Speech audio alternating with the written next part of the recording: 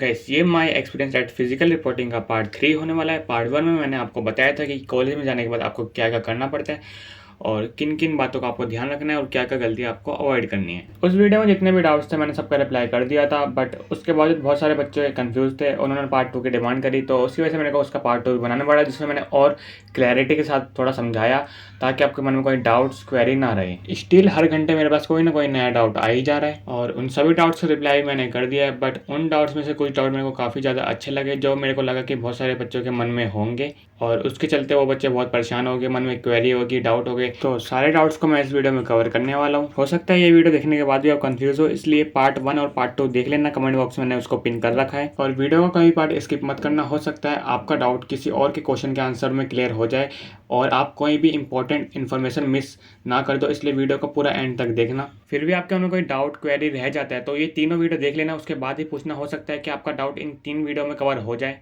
तो बिना किसी देरी के वीडियो को स्टार्ट करते हैं। सबसे पहले ये बता देता हूँ कि कुछ बच्चों को भी डाउट है कि रजिस्ट्रेशन फॉर्म कहाँ पर मिलेगा। तो तुम्हें जैक दिल्ली की ऑफिशियल वेबसाइट पे आ जाना है, जो कि यहाँ पे इन्होंने राउंड 1 के कट ऑफ भी रिलीज़ कर दिया है, तो इसको इग्नोर मारते हो। तुम्हें इस पर लिंक पर आना है, इस पर क्लिक करना है, तुम इस वाले पेज पर आ जाओगे। ठीक है, तुम्हें फटाफट यहाँ से लॉगिन कर लेना है। फिर तुम इस वाले पेज पर आ जाओगे, जो तुम्हारी कैंडिडेट प्रोफाइल है फर्स्ट नंबर पर, यही तुम्हारा रजिस्ट्रेशन फॉर्म है। तुम इस पर क्लिक करोगे, सबसे लास्ट में आना है तुम्हें। यहाँ पे डाउनलोड का ऑप्शन होगा, यहाँ से तुम्हें डाउनलोड कर लेना है। या फिर तुम ये यहाँ पे आओगे सिस्टम जनरेटेड लेटर्स, मतलब यहाँ पे तुम्हारे सारे डॉक्यूमेंट्स होंगे, तो तुम्हें इस पर क्लिक करना है। फिर तुम यहाँ पर आ जाओगे, फिर तुम सिलेक्ट पर जैसे दबाओगे, ये तुम्हारा सीट अलॉटमेंट लेटर हो गया, ये तुम्हारा रजिस्ट्रेशन फॉर्म हो गया, और ये तुम्हारे जो प्रोविजनल एडमिशन लेटर जो मैंने तुम्हें येलो कलर का दिखाया था वो ये है, और लास्ट में जो तुम्हारी चॉइस फिलिंग लॉक है वो यहाँ से जनरेट होगा। तो 4 चीज़ें तुम्हें यहीं पे मिल जाएगी, तो यहाँ से तुम फटाफट आके डाउनलोड कर सकते हो। वहाँ पे आपको एक फ़ोल्डर मिलेगा, उसमें सीक्वेंस मेंशन होगा, तो उसी सीक्वेंस के अकॉर्डिंग आपको अपने डॉक्यूमेंट अरेंज करने हैं और सारे डॉक्यूमेंट्स में आपको साइन, जो फोटोकॉपी है उस सभी में साइन कर लेना, और जो आपका रजिस्ट्रेशन फॉर्म है उसमें पेरेंट्स सिग्नेचर भी चाहिए, और जो आपका सीट अलॉटमेंट लेटर है उसमें आपको कोई भी साइन की रिक्वायरमेंट नहीं है, तो उस पर साइन मत करना।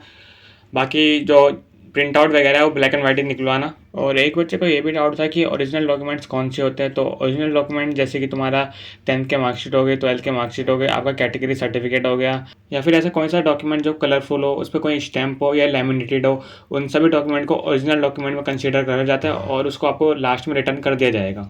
और करेक्टर सर्टिफिकेट हो गया, टीसी हो गया, इनकी कोई भी ज़रूरत नहीं है। बाकी अगर आपके पास माइग्रेशन सर्टिफिकेट है तो बैकअप के लिए रख सकते हो, क्या पता कोई काम आ जाए।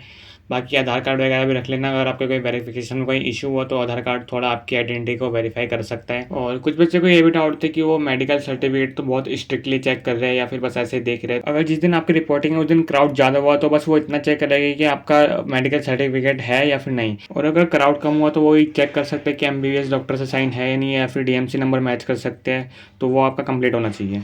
इसलिए जो साइन है वो MBBS डॉक्टर से ही करवाना, और मेक श्योर कि उसमें आपका DMC नंबर क्लियरली विजिबल हो। एक बच्चे के पास लास्ट ईयर के फॉर्मेट में मेडिकल सर्टिफिकेट था, तो क्या वो वैलिड होगा? वैलिड तो हो जाएगा, बस उसमें डेट का ऑप्शन होता है, तुम वो डेट अभी के डालना, तो वैलिडेशन में कोई इशू नहीं आने वाला है। बाकी अगर आपका नेम फोटो मिसमैच है, जैसे कि 10th के मार्कशीट में कुछ और है, 12th के मार्कशीट में कुछ और हो, JEE मेंस के एप्लीकेशन फॉर्म में कुछ और है, और जो तुम जैक दिल्ली का फॉर्म भरा है उसमें कुछ और है, तो उसमें कुछ मेजर इशू नहीं आने वाला है, वो इतना तो मैनेज कर ही सकते हैं। बाकी जो OBC कैटेगरी के बच्चे, अगर OBC सर्टिफिकेट उनका खुद का है और गवर्नमेंट ऑफ NCT दिल्ली के द्वारा इशू करा गया है और बिल्कुल अपडेटेड है, तो वैलिडेशन में कोई इशू नहीं होगा, तुम्हारा इजीली वेरीफाई हो जाएगा।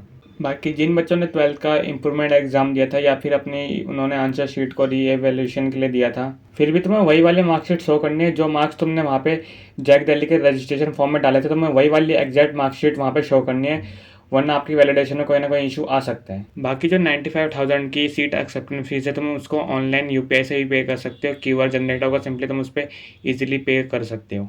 बाकी अगर 95,000 सीट एक्सेप्टेंस फीस अगर आप टाइम पे नहीं दे पाते हो, या फिर कोई मेडिकल इमरजेंसी की वजह से आप अपने शेड्यूल के अकॉर्डिंग अपने डॉक्यूमेंट वेरीफाई के लिए रिपोर्टिंग नहीं कर पाते हो, तो जब भी आप फ़ी पे करो उसके आप नेक्स्ट दिन भी रिपोर्टिंग के लिए जा सकते हो। ये सिर्फ क्राउड मैनेज करने के लिए शेड्यूल दिया जाता है। मेक श्योर कि कैंडिडेट ही अपने रिपोर्टिंग के लिए जाए, बट स्टिल कोई ज़्यादा ही मेडिकल इमरजेंसी है तो उनके जो पेरेंट्स है वो अपने बच्चे के सारे डॉक्यूमेंट्स पे साइन करवा लेना, आप खुद ही जाके रिपोर्टिंग के लिए चले जाना और वहाँ पे अपनी प्रॉब्लम बताना, हो सके वो आपको अलाउ कर दे। और एक बच्चे को ये भी डाउट था कि हम फ्रीज और फ्लोट वाला ऑप्शन कब तक चूज़ कर सकते हैं, तो उस राउंड का प्रोसीजर जब तक चल रहा है तब तक आप फ्रीज और फ्लोट का ऑप्शन चूज़ कर सकते हो। एक बच्चे को ये भी डाउट था, उसने लास्ट ईयर कोई कॉलेज ले लिया था बट उस साल उसे जैक दिल्ली में पार्टिसिपेट करना है, तो रिपोर्टिंग में कोई इशू आएगा।